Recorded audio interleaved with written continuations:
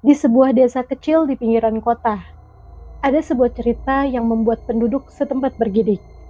Cerita tentang tukang bakso yang gentayangan. Semua bermula beberapa tahun lalu saat seorang penjual bakso bernama Pak Darmin terkenal di desa itu.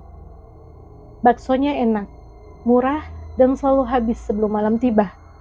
Tapi semua berubah sejak tragedi mengerikan itu terjadi.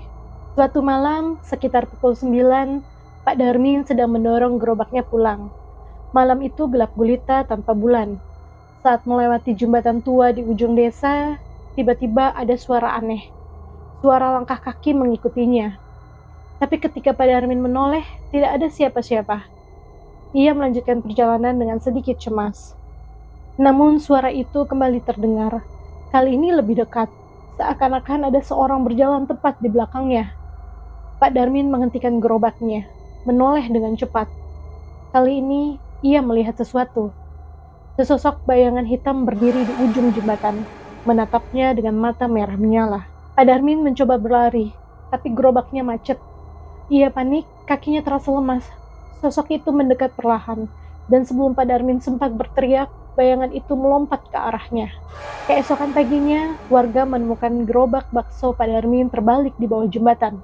Tapi Pak Darmin, ia tidak pernah ditemukan. Sejak kejadian itu, banyak cerita aneh mulai beredar. Warga sering mendengar suara seperti suara roda gerobak bakso di tengah malam. Ada juga yang mengaku mencium aroma kuah bakso yang hangat. Tapi ketika keluar untuk mencari sumbernya, tidak ada apa-apa. Suatu malam, seorang pemuda bernama Rian yang baru pulang dari ladang mendengar suara khas itu. Terdengar lirih dari arah jembatan tua. Rian yang penasaran mencoba menghampiri, meski teman-temannya sudah sering memperingatkan tentang cerita Pak Darmin. Saat ia mendekati jembatan, ia melihat seorang pria berdiri di sana dengan gerobak bakso yang tampak tua dan berkarat. Pria itu membelakanginya, kepalanya tertunduk. "Pak, bakso satu ya?" tanya Rian, mencoba bersikap santai meski bulu kuduknya berdiri. Pria itu perlahan berbalik, wajahnya pucat, matanya kosong, dan senyumnya mengerikan. Tangan kanannya memegang sendok bakso, tapi tangan kirinya bukan tangan manusia. Itu tampak seperti tulang belulang. Rian lari terbirit-birit ke rumahnya, tapi setelah itu ia sakit selama berminggu-minggu. Ia terus mengigau, mengatakan bahwa Pak Darmin masih mencari pelanggan terakhirnya yang belum membayar bakso malam itu. Hingga kini cerita hantu tukang bakso itu masih menghantui desa. Setiap malam warga memastikan pintu rumah mereka terkunci rapat.